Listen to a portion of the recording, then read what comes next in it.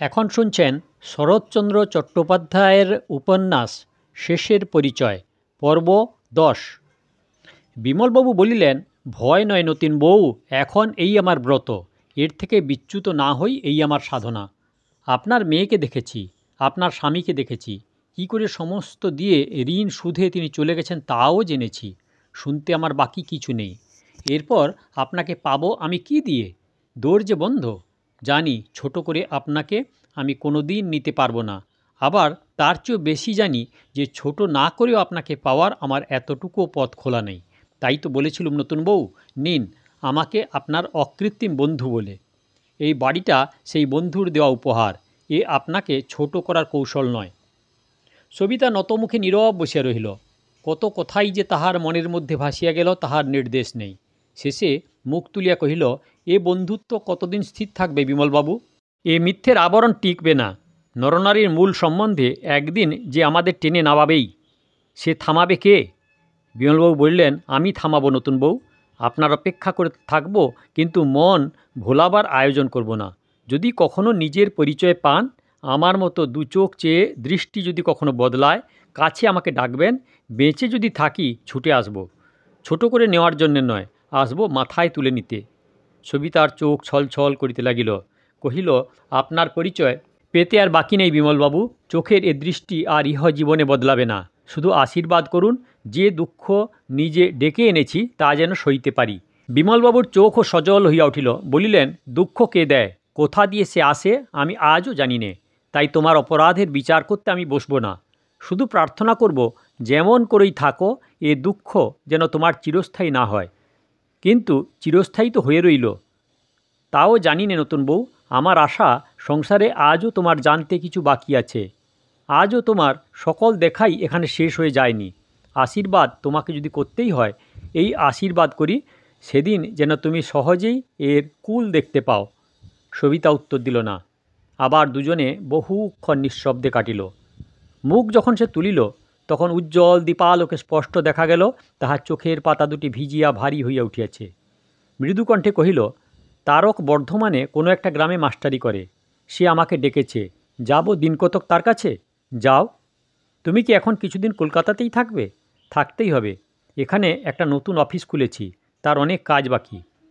সবিতা একটুখানি হাসিয়া বলিল, টাকা তো অনেক জমালে, আর কি করবে? প্রশ্ন শুনিয়া বিমলবাবু হাসিলেন। বলিলেন, জমাইনি, এইগুলো আপনি জমে উঠেছে নতুন বউ, ঠেকাতে পারিনি বলে। কি করব জানি না, ভেবেছি সময় হলে একজনের কাছে শিখে নেব তার প্রয়োজন। সবিতা উঠিয়া গিয়া পাশের জানলাটা খুলিয়া দিয়া ফিরিয়া আসিল। আসিয়া বসিল, বলিল, এই বাড়িটায় আর আমার দরকার ছিল না।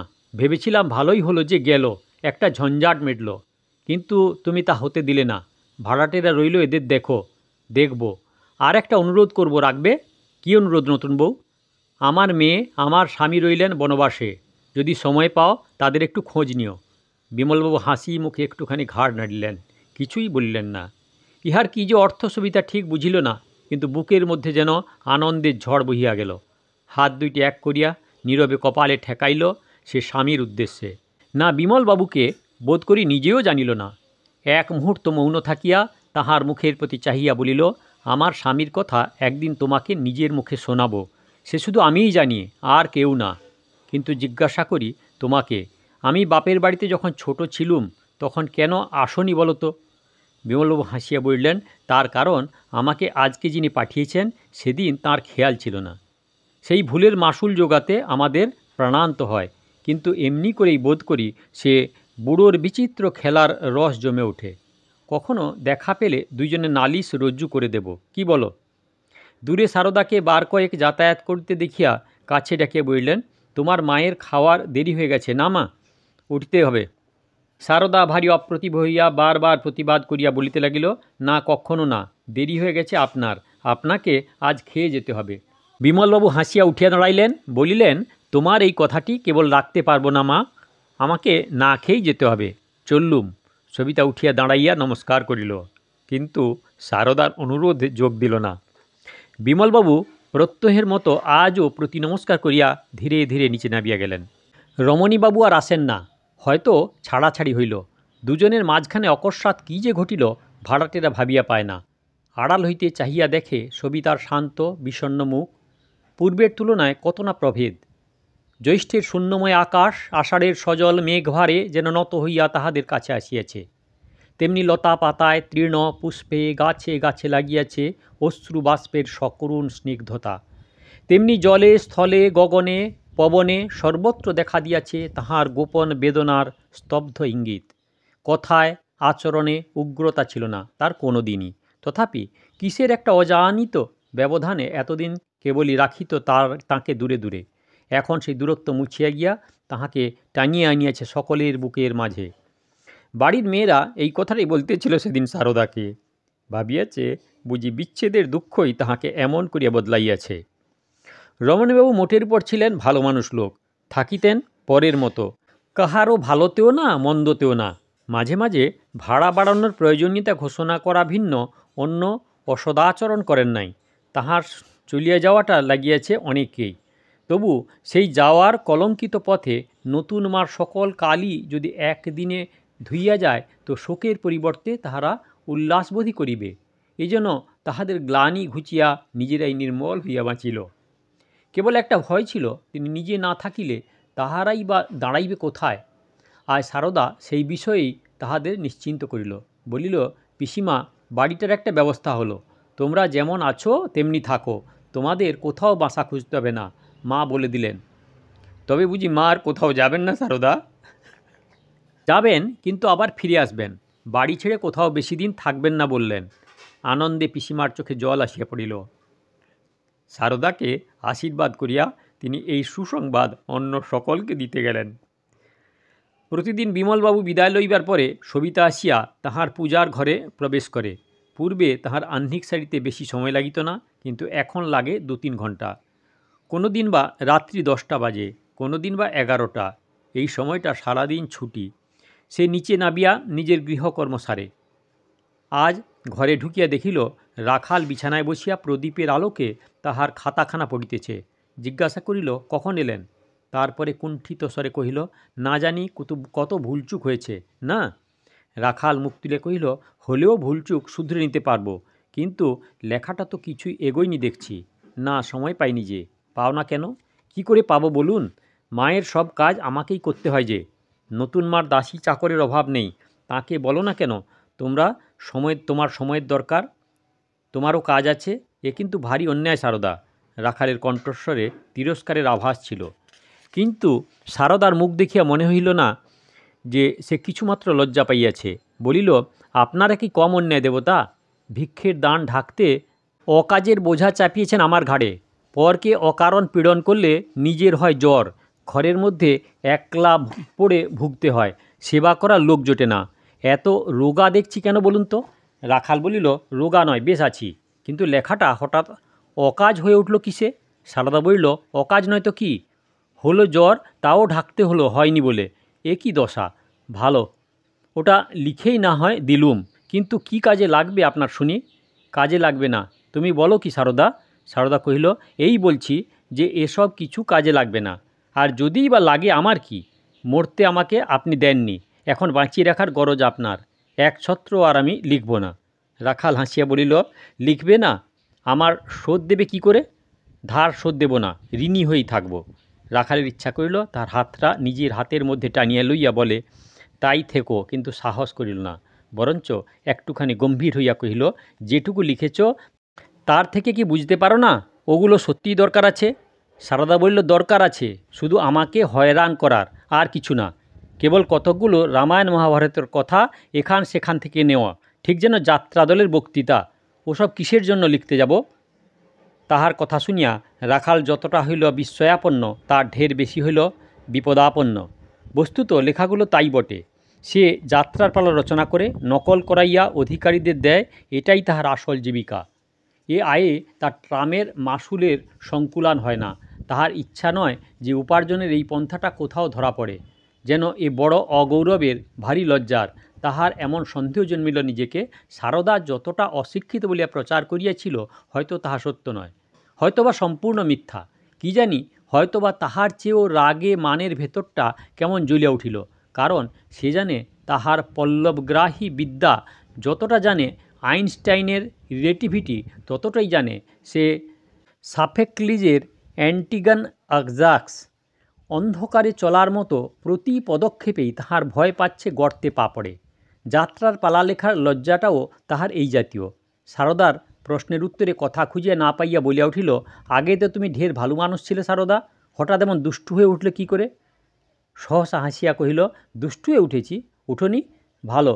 তোমার মতে দরকারি কাজটা কী শুনি? বলছি। আগে আপনি বলুন, 6-7 দিন আসেননি কেন? শরীরটা একটু খারাপ হয়েছিল। মিছে কথা। এই বলিয়া সারদা তাহার মুখের প্রতি কিছুক্ষণ নীরবে চাহিয়া থাকিয়া বলিল, হয়েছিল জ্বর, এবং তাও খুব বেশি। একে শরীর খারাপ বলে উড়িয়ে দিলে সে হয় মিথ্যে কথা। আপনার বুড়ো ঝি, যাকে নানি বলে ডাকেন, সেও ছিল শয্যাগত। স্টোভ জ্বালিয়ে নিজেকে করতে হয়েছে সাগু বার্লি তৈরি। শুনি আপনার বন্ধুবান্ধব আছে অনেক, তাদের কাউকে খবর দেননি কেন? প্রশ্নটা রাখালের নতুন নয়। গত বছরেও প্রায় এমনি অবস্থা ঘটেছিল, কিন্তু সে চুপ করিয়া রহিল। এ কথা স্বীকার করিতে পারিল না যে সংসারে বন্ধু সংখ্যা যাহার অপরিমিত, দুঃখের দিনে ডাক দেওয়ার মতো বন্ধুর তাহারই সবচেয়ে অভাব। সারদা বলিল, তারা যাক, কিন্তু নতুন মাকে খবর দিলে না কেন? প্রত্যুত্তরে রাখাল সবিস্ময়ে কহিয়া উঠিল, নতুন মা? নতুন মা যাবেন আমার সেই পচা এঁদো পড়া বাসায় সেবা করতে? তুমি কি যে বলো সারদা, তার ঠিকানা নেই। কিন্তু আমার অসুখের সংবাদ তোমাকেই বা দিলে কে? সারদা কহিল, যে দিক, কিন্তু দুঃখ এই সময়ে দিলে না। শুনে নতুন মা বললেন, রাজু আমার রেণুকে বাঁচালে দিনের বেলায়, রেধে সকলের মুখে অন্ন জুগিয়ে, রাত্রিরে সারা রাত জেগে সেবা করে, নিজের সমস্ত পুঁজি খুইয়ে ডাক্তার বদ্যির ঋণ সুধে। আর ও যখন পড়ল অসুখে, তখন আপনি গেল জলের তেষ্টায় জল কল থেকে জল আনতে। উনুন জেলে আপনি করলে খিদের পথ্যি তৈরি। ও ওষুধ পেলে না আনবার লোক নেই বলে। কিন্তু আমাকে খবর দেবে না মা, আমাকে তার বিশ্বাস তো নেই। মেয়ের অসুখে পরের নাম করে এসেছিল যখন সাহায্য চাইতে দিইনি তো? বলিতে বলিতে সারদার নিজের চোখে জল উপচিয়া উঠিল। কহিল, কিন্তু সে না হয় নতুন মা, আমি কি দোষ করেছিলুম দেবতা? কেরানাগিরি করে আজও টাকা শোধ দিইনি, সেই রাগে নাকি? রাকাল হাসিয়া ফেলে বলিল, এ চায়ের পেয়ালায় তুফান তুললে সারদা, তুচ্ছ ব্যাপারটাকে কি ঘোরালো করেই তুলছ? জ্বর কি কারো হয় না? দুদিনেই তো সেরে গেল। সারদা বলিল, সেরে যে গেল, ভগবানের সেই দয়া আমাদের উপর, আপনাকে না। আসলে আপনি ভারী খারাপ লোক। বিষ খেয়ে মরতে গেলুম, দিলেন না, হাসপাতালে দিন রাত লেগে রইলেন। ফিরে এসে যে না খেয়ে মরব, তাও বাদ সাধলেন। একদিকে তো এই, আবার অন্যদিকে অসুখের মধ্যে যে একটুখানি সেবা করবে, তাও আপনার সইল না। চিরকাল কি এমনি শত্রুতাই করবেন? নিষ্কৃতি দেবেন না? কি করেছিলুম আপনার? এ জন্মের তো দোষ দেখিনে, যদি গত জন্মের দণ্ড নাকি? রাখাল জবাব দিতে পারিল না। অবাক হইয়া ভাবিল, এই মুখ চোরা ঠান্ডা মেয়েটাকে হঠাৎ এমন প্রগল্ভ করিয়া দিল কিসে? সারদা থামিল না। দিনের বেলায় কড়া আলোতে এত কথা এমন অজস্র নিঃসংকোচে সে কিছুতেই বলিতে পারিত না। কিন্তু এ ছিল রাত্রিকালে, নিরালা গৃহের ছায়াচ্ছন্ন অভ্যন্তরে শুধু সে আর অন্যজন। আজ বুদ্ধি ছিল শিথিল তন্দ্রাতুর, তাই অন্তর্গূঢ় ভাবনা তাহার বাক্যে স্রোতপথে অবারিত হইয়া আসিল। হিতাহিতের তর্জনী শাসন ভ্রুক্ষেপ করিল না। বলিতে লাগিল, জানেন দেবতা, জানি আমি কেন আপনি আজও বিয়ে করেননি।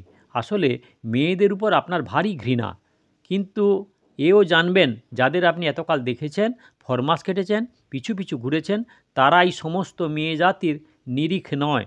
জগতে অন্য মেয়েও আছে। এবার রাখাল হাসিয়া ফিরল। জিজ্ঞাসা করিল, আজ তোমার হলো কি বলো তো? সত্যি আজ আমার ভারী রাগ হয়েছে। কেন? কেন? কিসের জন্য আমাকে অসুখের খবর দেননি বলুন? দিলেই বা কী হতো? সেখানে অন্য কোনো মেয়ে নেই। একা যেতে কি আমার সেবা করতে? সারদা দৃপ্ত চোখে কহিল, যেতুম না তো কি শুনে চুপ করে ঘরে বসে থাকতুম? তোমার স্বামী বলতেন কি যখন ফিরে এসে শুনতেন এ কথা? ফিরে আসবেন না তা আপনাকে অনেকবার বলেছি। আপনি বলবেন, তুমি জানলে কি করে? তার জবাব এই যে, আমি জানব না তো সংসারে জানবে কে? এই বলিয়া সারদা ক্ষণকাল নীরবে থাকিয়া কহিল, এছাড়া আরও একটা কথা আছে। একাকী আপনার সেবা করতে যাওয়াটাই হতো আমার দোষের, কিন্তু এই বাড়িতেই বা কার ভরসায় আমাকে তিনি একলা রেখে ফেলে গেছেন? এই যে আপনি আমার ঘরে এসে বসেন, যদি যেতে না দিই, ধরে রাখি, কে ঠেকাবে বলুন তো? এ কি তামাশা? এমন কথা কোনো মেয়ের মুখে রাখাল কখনো শোনে নাই। বিশেষত সারদা। গভীর লজ্জায় মুখ তাহার রাঙা হইয়া উঠিল, কিন্তু প্রকাশ পাইলে সে লজ্জা বাড়িবে বই কমিবে না। তাই জোর করিয়া কোনো মতে হাসির প্রয়াস করিয়া বলিল, একলা পেয়ে আমাকে তো অনেক কথাই বললে, কিন্তু সে থাকলে কি পারতে বলতে? সারদা কহিল, বলার তখন তো দরকার হতো না, কিন্তু আজ এলে তাকে অন্য কথা বলতুম যে সারদা তোমাকে প্রাণের চেয়ে ভালোবাসত, সে কত যে সয়েছে তার সাক্ষী আছেন শুধু ভগবান। যাকে বিয়ের নাম করে এনে ফাঁকি দিলে, এঁটো পাতার মতো যাকে স্বচ্ছন্দে ফেলে গেলে, ফেরবার পথ যার কোথাও খোলা রাখনি, সে সারদা আর নেই। সে বিষ খেয়ে মরেছে, নিজের নয়, তোমার পাপের প্রায়শ্চিত্ত করতে। এ সারদা অন্যজন, তার তার পুনর্জন্মে তারপরে আর কারও দাবি নেই। শুনিয়া রাখাল স্তব্ধ হইয়া বসিয়া রহিল। সারদা বলতে লাগিল, আপনার কি মনে নেই দেবতা? হাসপাতালে বিরক্ত হয়ে আপনি বারবার জিজ্ঞাসা করছেন, তুমি কোথায় যেতে চাও? উত্তরে আমি বারবার কেঁদে বলেছি, আমার যাওয়ার জায়গা কোথাও নেই, শুধু একটা স্থান ছিল, সেইখানেই চলেছিলুম, কিন্তু মাঝপথে সেই পথটাই দিলে আপনি বন্ধ করে। কিছুক্ষণ উভয়ে নিঃশব্দে কাটিল। রাখাল বলিল, জীবনবাবুকে চোখে দেখিনি, শুধু বাড়ির লোকের মুখে তার নাম শুনেছি। তিনি কি তোমার স্বামী নন? সবই মিথ্যে। হাঁ, সবই মিথ্যে, তিনি আমার স্বামী নন। তবে কি তুমি বিধবা? হাঁ, আমি বিধবা। সারদা বলিল, নতুন মা আপনাকে মায়ের মতো মানুষ করেছিলেন। রাখাল কহিল, হাঁ, তিনি আমার মাই তো। এই বলিয়া প্রসঙ্গটা সে তাড়াতাড়ি চাপা দিয়া কহিল, তোমার বাপ মা আত্মীয় স্বজন আছেন কি না বলতে চাও না, অন্তত তাঁদের কাছে যাবে না এ আমি নিশ্চয়ই বুঝেছি, কিন্তু কি এখন করবে? সারদা বলিল, যা করছি তাই, নতুন মার কাজ করব। কিন্তু এ কি তোমার চিরকাল ভালো লাগবে সারদা? সারদা বলিল, দাসীবৃত্তি তো নয়, মায়ের সেবা, অন্তত বহুকাল ভালো লাগবে এ আমি জানি। রাখাল বলিল, কিন্তু বহুকালের পরেও তো একটা কাল থাকে বাকি, তখন নিজের পায়ে দাঁড়াতে হয়, তাতে টাকার দরকার, নিছক সেবা করেই সেই সমস্যার মীমাংসা হয় না। সারদা বলিল, যত টাকাই দরকার হোক, আপনার কেরানিগিরি করতে আমি পারবো না, বরঞ্চ ছোট্ট একখানি চিঠি লিখে ফেলে রাখবো বিছানায়, কেউ একজন তা পড়ে টাকা লুকিয়ে রেখে যাবে আমার বালিশের নিচে, তাতেই আমার অভাব মিটবে। রাখাল হাসিয়া বলিল, সে তো ভিক্ষে নেওয়া। সারদাও হাসিল, বলিল, ভিক্ষেই নেব, কেউ তা জানবেই না, ঘুষ দিয়ে লোকে বলে না, আমার লজ্জা কিসের? রাখালের আবার ইচ্ছা হইল হাত ধরিয়া তাকে কাছে টানিয়ে আনে এবং এই ধৃষ্টতার জন্য শাস্তি দেয়, কিন্তু আবার সাহসে বাঁধল। সময় উত্তীর্ণ হইয়া গেল। ঝি বাহির হইতে সাড়া দিয়া বলিল, দিদিমণি, মা ডাকছেন তোমাকে। মা, রান্নি কি শেষ হয়েছে? হাঁ, হয়েছে বলিয়া সে চলিয়া গেল। সারদা কহিল, আপনি যাবেন না মার সঙ্গে দেখা করতে? রাখাল কহিল, তুমি যাও, আমি পরে যাব। রাখাল চোখ মুছিয়া বিছানায় শুইয়া পড়িল। মনে হইল ঘরখানি যে রসে মাধুর্যে নিবিড় হইয়া উঠিল, সজীব মানুষের হাতের মতো সে তাহাকে সকল অঙ্গে স্পর্শ করিয়াছে। কতদিনের পরিচিত এই সামান্য গৃহখানি আজ যেন আর রহস্যের অন্ত নাই। তাহার দেহ মন আজ এ কিসের আকুলতা, কিসের স্পন্দন? বৃক্ষের নিগূঢ় অন্তঃস্থলে এ কে কথা কয়, কি বলে? স্বর অস্ফুট কানে আসে, ভাষা বোঝা যায় না কেন। শত শত মেয়েকে সে চেনে, কতদিনের কত আনন্দোৎসব তাহাদের সাহচর্যে, গল্পে, গানে, হাসিতে, কৌতুকে অবসিত হইয়াছে। তাহার স্মৃতি আজও অবলুপ্ত হয় নাই। মনের কোণে খুঁজিলে আজও দেখা মিলে, কিন্তু সারদার এই একটি মাত্র মেয়ের মুখের কথায় সে বিস্ময় আজ মূর্তিতে উদ্ভাসিত উঠিল। এই জীবনের অভিজ্ঞতায় কোথায় তাহার তুলনা? এই কি নারীর প্রণয়ের রূপ তাহার ৩০ বর্ষ বয়সে সে অজানাই আজই কি প্রথম দেখা মিলল? এরই কি জয়গানের অন্ত নাই? এই কলঙ্ক গাহিয়া আজও কি শেষ করা গেল না? কিন্তু ভুল নাই, সারদার মুখের কথায় ভুল বুঝিবার অবকাশ নাই। এমন সুনিশ্চিত নিঃসংশয়ে যে আপনি আসিয়া কাছে দাঁড়াইল, তাহাকে না বলিয়া ফিরাইবে সে কিসের সংকোচে, কোন বৃহত্তরের আশায়? কিন্তু তবু দ্বিধা লাগে, মন পিছু হাঁটিতে চায়। সংস্কার কুণ্ঠা জানাইয়া বলে, সারদা বিধবা, নারদা নিন্দিতা, স্বৈরাচারের কলঙ্ক প্রলেপে সে মলিন। বন্ধু সমাজে স্ত্রী বলিয়া পরিচয় দিতে সে দেবে কোন দুঃসাহসে? আবার তখনই মনে পড়ে প্রথম দিনের কথা, সেই হাসপাতালে যাওয়া, মৃতকল্প নারীর পাংশু পাণ্ডুর মুখ, মরণের নীল ছায়া তার ওষ্ঠে, কপালে, নির্মিলিত চোখের পাতায় পাতায়। গাড়ির বন্ধ দরজার ফাঁক দিয়ে আসে পথের আলো। তারপরে জমে মানুষে সে কি লড়াই, কি দুঃখে সেই প্রমাণ ফিরিয়া পাওয়া। এ কথা ভুলিবে রাখাল কি করিয়া? কি করা ভুলিবে? সে তাহারই হাতে সারদার সমস্ত সমর্পণ করিয়া সেই দু চোখের জল মুছিয়া বলা, আর আমি মরব না দেবতা আপনার হুকুম না নিয়ে। সেদিন জবাবে রাখাল বলিয়াছিল, অঙ্গীকার মনে থাকে যেন চিরদিন। সেই দাসী আসিয়া বলিল, রাজুবাবু, মা ডাকছেন আপনাকে। আমাকে? চকিত হইয়া রাখাল উঠিয়া বসিল। হাত দিয়া দেখিল চোখের জল গড়াইয়া বালিশের অনেকখানি ভিজিয়া উঠিয়াছে। তাড়াতাড়ি সেটা উল্টাইয়া রাখিয়া সে উপরে গিয়া নতুন মার পায়ের ধুলা লইয়া অদূরে উপবেশন করিল। এতদিন না আসার কথা, তার অসুখের কথা কিছুই নতুন মা উল্লেখ করিলেন না। শুধু স্নেহার্দ স্নিগ্ধ কণ্ঠে প্রশ্ন করিলেন, ভালো আছো বাবা? না মা, কয়েকদিন জ্বরে ভুগলুম, আপনাকে খবর দিতে পারিনি। নতুন মা কোনো উত্তর না দিয়া নীরব হইয়া রহিলেন। রাখাল বলিতে লাগিল, ওটা ইচ্ছে করেও না, আপনাদের আঘাত দিতেও না।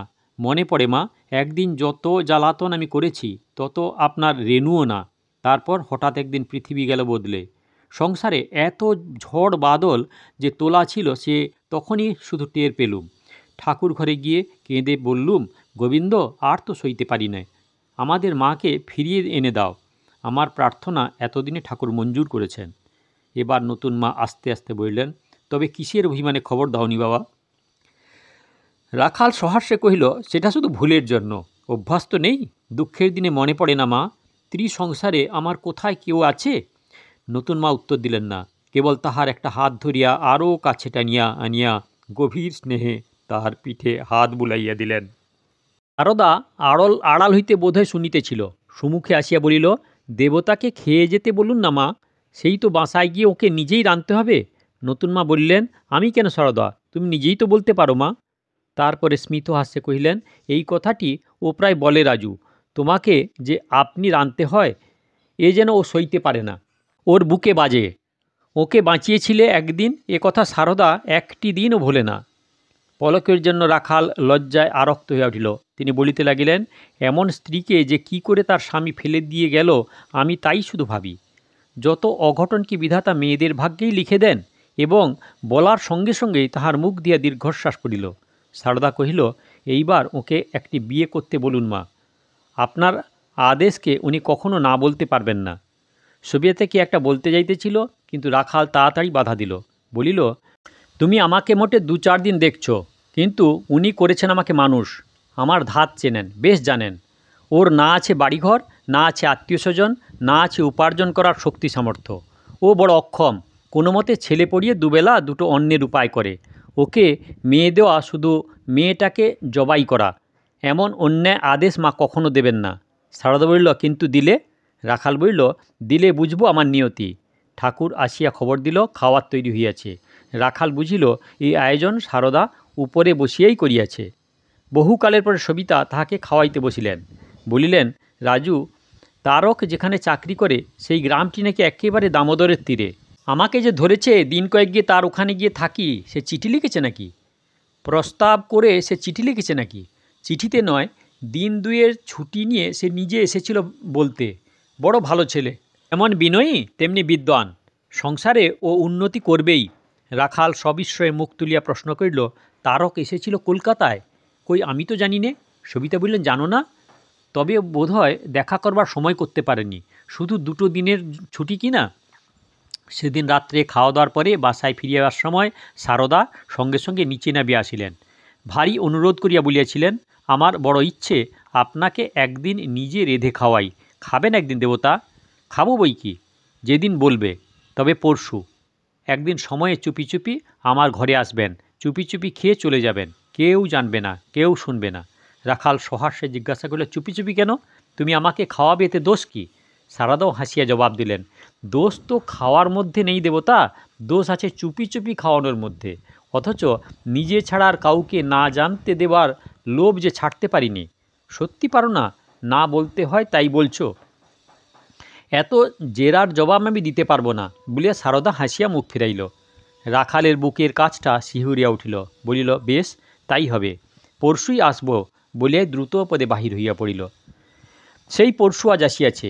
রাত্রি বেশি নয়, বোধহয় 8টা বাজিয়াছে। সকলেই কাজে ব্যস্ত। রাখালকে বোধহয় কেহ লক্ষ্য করিল না। রান্নার কাজ শেষ করিয়া সারদা চুপ করিয়া বসিয়াছিল। রাখালকে ঘরে ঢুকিতে দেখিয়া তাড়াতাড়ি উঠিয়া সমাদরে অভ্যর্থনা করিয়া বিছানায় বসতে দিল। বলিল, আমি ভেবেছিলুম হয়তো আপনার রাত হবে, কিংবা হয়তো ভুলেই যাবেন, আসবেন না। ভুলে যাব এ তুমি কখনো ভাবনি সারদা, এ তোমার মিছে কথা। সারদা হাসি মুখে মাথা নাড়ে কইল, হ্যাঁ, আমার মিছে কথা, একবারও ভাবিনি আপনি ভুলে যাবেন। খেতে দি, দাও।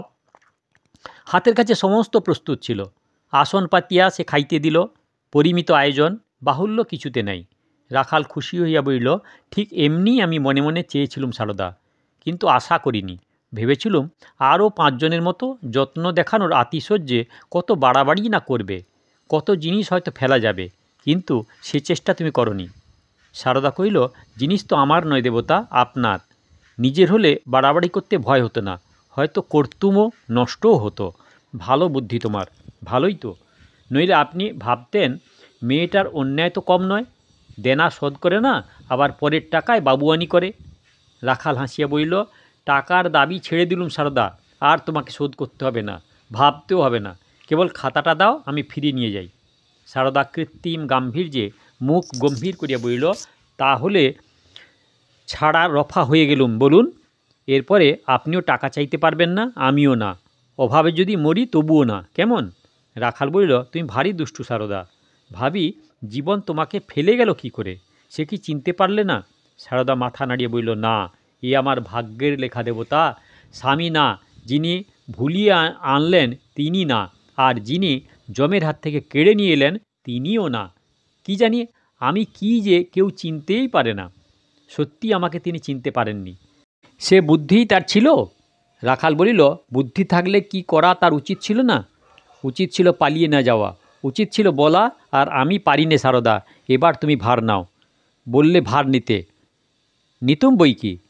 ভাবছেন ভার নিতে পারে শুধু পুরুষ, মেয়েরা পারে না? পারে, আমি দেখিয়ে দিতুম কি করে সংসারের ভার নিতে হয়। রাখাল বলিল, এতই যদি জানো তো আত্মহত্যা করতে গেলে কেন? ভেবেছেন মেয়েরা বুঝি এই জন্যে আত্মহত্যা করে? এমনি বুদ্ধি পুরুষদের।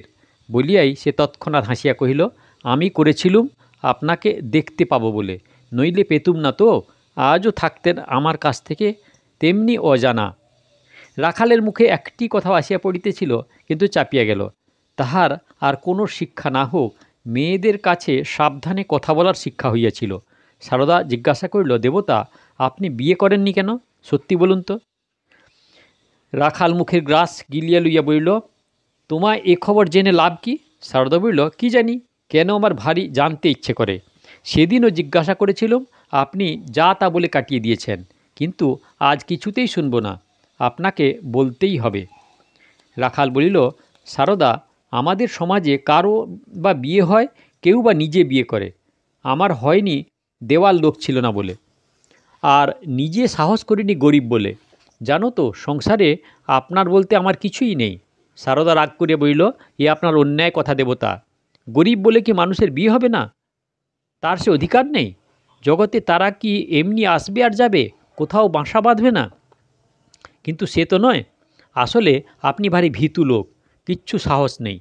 রাখাল তার উত্তাপ দেখিয়া হাসিয়া অভিযোগ স্বীকার করিয়া লইল। বলিল, হয়তো তোমার কথাই সত্যি, হয়তো সত্যিই আমি ভীতু মানুষ, অনিশ্চিত ভাগ্যের উপর ভার দিয়ে দাঁড়াতে ভয় পাই।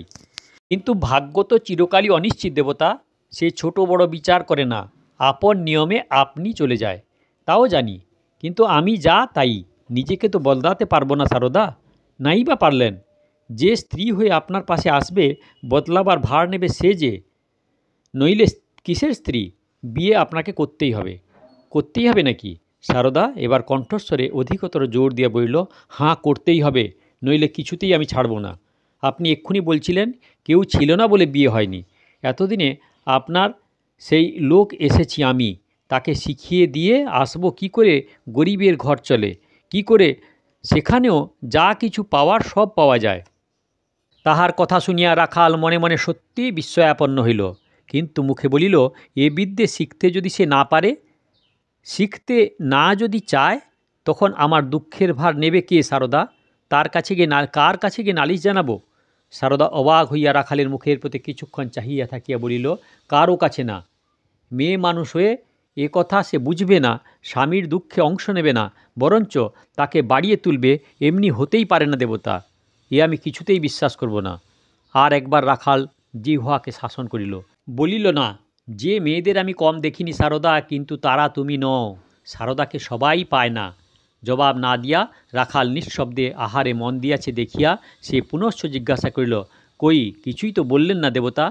রাখাল মুখ তুলে হাসিল, বলিল, ভাবতে সময় লাগে যে। সময় তো লাগে, কিন্তু কত লাগে শুনি? সে কথা আজই বলবো কি করে সারদা? যেদিন নিজে পাবো উত্তর তোমাকে জানাবো সেদিন। সেই ভাবো বলিয়া সারদা চুপ রহিল। ঘরের মধ্যে একজন নীরবে ভোজন করিতেছিল, আর একজন তেমনি নীরবে চাহিয়া আছে। খাওয়া প্রায় শেষ হয়, এমন সময় একটা ঘন নিঃশ্বাসের শব্দে চকিত হইয়া রাখাল চোখ তুলিয়া কহিল, ও কি? সারদা সলজ্জে মৃদু হাসিয়া বলিল, কিছু না তো। একটু পরে বলিল, পরশু বোধ হয় আমরা হরিণপুরে যাচ্ছি দেবতা। পরশু? তারকের ওখানে? হাঁ, কাল শনিবার। তারকবাবু রাতের গাড়িতে আসবেন, পরের দিন রবিবারে আমাদের নিয়ে যাবেন। যাওয়া স্থির হলো কী করে? কাল নিজেই তিনি এসেছেন। তারক এসেছিলেন কলকাতায়? কই, আমার সঙ্গে তো দেখা করেনি। একদিন বই তো ছুটি নয়, দুপুরবেলা এলেন, আবার সন্ধ্যার গাড়িতেই ফিরে গেলেন। একটু পরে বলিল, লোক বেশ, উনি খুব বিদ্বান না? রাখাল সাই দিয়া কহিল, হাঁ। ওর মতো আপনিও কেন বিদ্বান হননি দেবতা? রাখাল হাত দিয়া নিজের কপালটা দেখাইয়া বলিল, এখানে লেখা ছিল বলে। সারদা বলতে রইল, আর শুধু বিদ্যেই নয়, যেমন চেহারা তেমনি গায়ের জোর। রাখাল স্বীকার করিল না। আমি পারতাম না সারদা, আমার গায়ের জোর নেই, আমি বড় দুর্বল। কিন্তু এও কি কপালের লেখা? তার মানে আপনি কখনো চেষ্টা করেননি? তারকবাবু বলছিলেন, চেষ্টায় সমস্ত হয়, সব কিছু সংসারে মেলে। এ কথায় রাখাল হাসিয়া বলিল, কিন্তু সেই চেষ্টাই যে কোনো চেষ্টায় মেলে, তাকে জিজ্ঞাসা করলে না কেন? তার জবাবটা হয়তো আমার কাজে লাগতো। শুনিয়া সারদাও হাসিল, বলিল, বেশ জিজ্ঞেস করব, কিন্তু এ কেবল আপনার কথার ঘোর ফের। আসলে সত্যিও নয়, তার জবাবও আপনার কোনো কাজে লাগবে না। কিন্তু আমার মনে হয় তার উপর আপনি রাগ করেছেন না? রাখাল সবিস্ময়ে বলিল, আমি রাগ করে আছি তারকের উপর? এ সন্দেহ তোমার হলো কি করে? কি জানি কি করে হলো, কিন্তু হয়েছে তাই বললুম। রাখাল চুপ করে রহিল, আর প্রতিবাদ করিল না। সারদা বলতে লাগিল, তাঁর ইচ্ছে নয় আর গ্রামে থাকা। একটা ছোট্ট জায়গায় ছোটা স্কুলে ছেলে পড়িয়ে জীবন ক্ষয় করতে তিনি নারাজ। সেখানে বড় সুযোগ নেই, সেখানে শক্তি হয়েছে সংকুচিত, বুদ্ধি রয়েছে মাথা হেঁট করে, তাই শহরে ফিরে আসতে চায়। এখানে উঁচু হইয়া দাঁড়ানো তার কাছে কিছুই শক্ত নয়। রাখাল আশ্চর্য হইয়া জিজ্ঞাসা করিল, কথাগুলো কি তোমার না তার সারদা? না আমার নয়, তারই মুখের কথা। মাকে বলেছিলেন, আমি শুনেছি। শুনে নতুন মা কী বললেন? শুনে মা খুশি হলেন, বললেন তার মতো ছেলের গ্রামে পড়ে থাকা অন্যায়, শহরে এসে করবেন কি? সারদা বলিল, শক্ত নয় তা দেবতা। মা বিমলবাবুকে বললে না হতে পারে এমন তো কিচ্ছু নেই। শুনিয়া রাখাল তাহার প্রতি চাহিয়া রহিল। হঠাৎ জিজ্ঞাসা করিতে চাহিল, ইহার তাৎপর্য কী? সারদা বুঝিল আজও রাখাল কিছুই জানে না। বলিল, খাওয়া হয়ে গেছে, হাত ধুয়ে এসে বসুন, আমি বলছি। মিনিট কয়েক পরে হাত মুখ ধুইয়া সে বিছানায় এসে বসিল। সারদা তাহাকে জল দিল, পান দিল। তারপরে অদূরে মেঝের উপরে বসিয়া বলিল, রমণীবাবু চলে গেছেন, আপনি জানেন?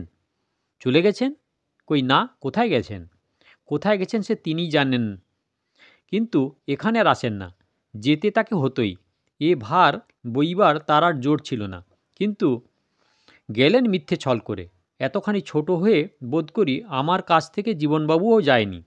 এই বলিয়া সে সেদিন হইতে আজ পর্যন্ত আনুপর্বিক সমস্ত ঘটনা বিবৃত করিয়া কহিল। এ ঘটতই, কিন্তু উপলক্ষ হলেন আপনি। সেই রেণুর অসুখে পরের নামে টাকা ভিক্ষে চাইতে এলেন, আর না পেয়ে অভুক্ত চলে গেলেন। এ অন্যায় মাকে ভেঙে দিল। এ ব্যথা তিনি আজও ভুলতে পারলেন না। আমাকে ডেকে বললেন, সারদা, রাজুকে আজ আমার চাই, নইলে বাঁচব না। এসো তুমি আমার সঙ্গে। যা কিছু মায়ের ছিল পুটলিতে বেঁধে নিয়ে আমরা লুকিয়ে গেলুম আপনার বাসায়। তারপরে গেলুম ব্রজবাবুর বাড়ি, কিন্তু সব খালি, সব শূন্য। নোটিশ ঝুলছে বাড়ি ভাড়া নেওয়ার, জানা গেল না কিছুই। বোঝা গেল শুধু কোথায় কোনো অজানা গৃহে মেয়ে তার পীড়িত। অর্থ নেই ওষুধ দেওয়ার, লোক নেই সেবা করার, হয়তো বেঁচে আছে হয়তো বা নেই, অথচ উপায় নেই সেখানে যাওয়ার। পথের চিহ্ন গেছে নিঃশেষে মুছে। মাকে নিয়ে ফিরে এলুম। তখন বাইরের ঘরে চলছে খাওয়া দাওয়া, নাচ গান, আনন্দ কলরব কিচ্ছু নেই। কেবল বিছানায় শুয়ে দু চোখ বেয়ে তার অবিরল জল পড়তে লাগলো। শিয়রে বসে নিঃশব্দে শুধু মাথায় হাত বুলোতে লাগলুম। এছাড়া সান্ত্বনা দেওয়ার তাঁকে ছিলই বা আমার কি? সেদিন বিমলবাবু ছিলেন সামান্য পরিচিত আমন্ত্রিত অতিথি। তাঁরই সম্মাননার উদ্দেশ্যে ছিল আনন্দ অনুষ্ঠান। রমণীবাবু এলেন ঘরের মধ্যে তেড়ে, বললেন, চলো সভায়। মা বললেন, না, আমি অসুস্থ। তিনি বললেন, বিমলবাবু কোটিপতি ধনী, তিনি আবার আমার মনিব, নিজে আসবেন এই ঘরে দেখা করতে? মা বললেন, না, সে হবে না। এতে অতিথির কত যে অসম্মান সে কথা মা না জানতেন তা নয়, কিন্তু অনুশোচনায়, ব্যথায়, অন্তরের গোপন ধিক্কারে তখন মুখ দেখানো ছিল বোধ করি অসম্ভব, কিন্তু দেখাতে হলো। বিমলবাবু নিজে এসে ঢুকলেন ঘরে। প্রশান্ত সৌম্যমূর্তি, কথাগুলি মৃদু বললেন। অনধিকার প্রবেশের অন্যায় হলো বুঝি, কিন্তু যাওয়ার আগে না এসে পারলাম না। কেমন আছেন বলুন? মা বললেন, ভালো আছি। তিনি বললেন, ওটার আগের কথা, ভালো আপনি নেই। শরীর ভালো আপনাকে করতে হবে। যাবেন একবার সিঙ্গাপুরে, সেখানে আমি থাকি। সমুদ্রের কাছাকাছি একটা বাড়ি আছে আমার। পূর্বের দেহ আবার ফিরে আসবে। মা শুধু জবাব দিলেন, না। না কেন? প্রার্থনা আমার রাখবেন না? মা চুপ করে রইলেন। যাওয়ার উপায় তো নেই। মেয়ে যে পীড়িত, স্বামী যে গৃহহীন। সেদিন রমণীবাবু ছিলেন মদ খেয়ে অপ্রকৃতিস্থ। জ্বলে উঠলেন, বললেন, যেতেই হবে। আমি হুকুম করছি, যেতে হবে তোমাকে। না, আমি যেতে পারবো না। তারপরে শুরু হলো অপমান আর কটু কথার ঝড়। সে যে কত কটু আমি বলতে পারবো না দেবতা। ঘূর্ণি হাওয়ায় ঘুরিয়ে ঘুরিয়ে জড়ো করে তুললে যেখানে যত ছিল নোংরামির আবর্জনা, প্রকাশ পেতে দেরি হলো না যে মা ওই লোকটার স্ত্রী নয়, রক্ষিতা। সতীর মুখোশ পরে ছদ্মবেশে রয়েছে শুধু একটা গণিকা। তখন আমি একপাশে নিজে দাঁড়িয়ে নিজের কথা মনে করে ভাবলুম, পৃথিবী দ্বিধা হও। মেয়েদের এই যে এত বড় দুর্গতি, তার আগে কে জানতো দেবতা? রাখাল নিষ্পলক চোখে এতক্ষণ তার প্রতি চাহিয়াছিল। এবার ক্ষণিকের জন্য একবার চোখ ফেরাইল। সারদা বলিতে লাগিল, মা স্তব্ধ হয়ে বসে রইলেন যেন পাথরের মূর্তি। রমণীবাবু চেঁচিয়ে উঠলেন, যাবে কি না বলো? ভাবছ কি বসে? মার কণ্ঠস্বর পূর্বের চেয়েও মৃদু হয়ে এলো। বললেন, কি ভাবছি জানো সেজবাবু? ভাবছি শুধু 12 বছর তোমার কাছে আমার কাটলো কি করে। ঘুমিয়ে কি স্বপ্ন দেখছিলুম, কিন্তু আর না, ঘুম আমার ভেঙেছে। আর তুমি এসো না এই বাড়িতে, আর যেন না আমরা কেউ কারো মুখ দেখতে পাই। বলতে বলতে তার সর্বাঙ্গ যে ঘৃণায় বারবার শিউরে উঠল। রমণীবাবু এবার পাগল হয়ে গেলেন। বললেন, এ বাড়ি কার? আমার, তোমাকে দিইনি। মা বললেন, সেই ভালো যে তুমি দাওনি। এ বাড়ি আমার নয়, তোমারই। কালই ছেড়ে দিয়ে আমি চলে যাব। কিন্তু এ জবাব রমণীবাবু আশা করেননি। হঠাৎ মার মুখের পানে চেয়ে তার চৈতন্য হলো। ভয় পেয়ে নানাভাবে তখন বোঝাতে চাইলেন, এ শুধু রাগের কথা, এর কোনো মানে নেই। মা বললেন, মনে আছে সেজবাবু, সম্বন্ধ আমাদের শেষ হয়েছে, কিছুতেই সে আর ফিরবে না। রাত্রি হয়ে এলো, রমণীবাবু চলে গেলেন। যে উৎসব সকালে এত সমারোহে আরম্ভ হয়েছিল, সে যে এমনি করে শেষ হবে তা কে ভেবেছিল? রাখাল কহিল, তারপরে? সারদা বলিল, এইগুলো ছোট, কিন্তু তার পরেরটা বড় কথা দেবতা। বিমলবাবুর অভ্যর্থনা বাইরের দিক দিয়ে সেদিন পণ্ড হয়ে গেল বটে, কিন্তু অন্তরের দিক দিয়ে আর এক রূপে সে ফিরে এলো। মার অপমান তার কী যে লাগলো! তিনি ছিলেন পর একান্ত আত্মীয়, আজ তার চেয়ে বন্ধু আমাদের নেই। রমণীবাবু টাকা দিয়ে তিনি বাড়ি কিনে নিয়ে মাকে ফিরিয়ে দিলেন, নইলে আজ আমাদের কোথায় যেতে হতো কে জানে। কিন্তু এই খবরটা রাখালকে খুশি করিতে পারিল না। তাহার মন যেন দমিয়া গেল। বলিল, বিমলবাবুর অনেক টাকা, তিনি দিতে পারেন, এ হয়তো তাঁর কাছে কিছুই নয়, কিন্তু নতুন মা নিলেন কি করে? পরের কাছে দান নেওয়া তো তার প্রকৃতি নয়। সারদা বলিল, হয়তো তিনি আর পর নয়, হয়তো নেওয়ার চেয়ে না নেওয়াই অন্যায় ঢের বেশি। রাখাল বলল, এভাবে বুঝতে শিখলে সুবিধে হয় বটে, কিন্তু বোঝা আমার পক্ষে কঠিন। এই বলিয়া এবার সে জোর করি হাসিয়া উঠিয়া দাঁড়াইল। বলিল, রাত হলো, আমি চললুম। তোমরা ফিরে এলে আবার হয়তো দেখা হবে। সারদা তড়িৎ বেগে উঠিয়া পদ আগলাইয়া দাঁড়াইল। বলিল, না, এমন করে হঠাৎ চলে যেতে আমি কক্ষণও দেব না। তুমি হঠাৎ কাকে বলো? রাত হলো যে, যাব না? যাবেন জানি, কিন্তু মার সঙ্গে দেখা করেও যাবেন না? আমাকে তার কিসের প্রয়োজন? দেখা করার শর্তও তো ছিল না। চুপি চুপি এসে তেমনি চুপি চুপি করে চলে যাব, এই তো ছিল কথা। শারদ বলিল, না, সে শর্ত আমি আর মানব না। দেখার প্রয়োজন নেই বলছেন? মার নিজের না থাক, আপনারও কি নেই? রাখাল বলিল, যে প্রয়োজন আমার সে রইল অন্তরে, সে কক্ষণও ঘুচবে না, কিন্তু বাইরের প্রয়োজন আর দেখতে পাইনি সারদা। চাপিবার চেষ্টা করিয়াও গূঢ় বেদনা সে চাপা দিতে পারিল না, কণ্ঠস্বরে ধরা পড়িল। তাহার মুখের প্রতি চোখ পড়িয়া সারদা অনেকক্ষণ চুপ করিয়া রহিল। তারপরে ধীরে ধীরে বলিল, আজ একটা প্রার্থনা করি দেবতা, ক্ষুদ্রতা, ঈর্ষা আর যেখানেই যাক আপনার মনে যেন না থাকে। দেবতা বলে ডাকি, দেবতা বলেই যেন চিরদিন ভাবতে পারি। বলুন মার কাছে আপনি না বললে যে তার যাওয়া হবে না? আমি না বললে যাওয়া হবে না তার মানে আমিও জিজ্ঞাসা করেছিলুম। মা বললেন, ছেলে বড় হলে তার মত নিতে হয় মা। জানি রাজু বারণ করবেন না, কিন্তু সে হুকুম না নিয়েও যেতে পারবো না সারদা। এ কথা শুনিয়া রাখাল নিরুত্তর স্তব্ধ হইয়া রইল। বুকের মধ্যে যে জ্বালা জ্বলিয়াছিল তাহা নিভিতে চাহিল না। তথাপি দু চোখ অশ্রু সজল হইয়া আসিল। বলিল, তাঁর কাছে সহজে যেতে পারি এ সাহস আজ মনের মধ্যে খুঁজে পাইনি সারদা। কিন্তু বলো তাঁকে, কাল আসব পায়ের ধুলো দিতে। বলিয়াই সে দ্রুতপদে বাহির হইয়া গেল, উত্তরের জন্য অপেক্ষা করিল না। কথাশিল্পী শরৎচন্দ্র চট্টোপাধ্যায় রচিত উপন্যাস শেষের পরিচয়ের 10ম পর্বের সমাপ্তি। দয়া করে সাবস্ক্রাইব করবেন, লাইক করবেন, শেয়ার করবেন।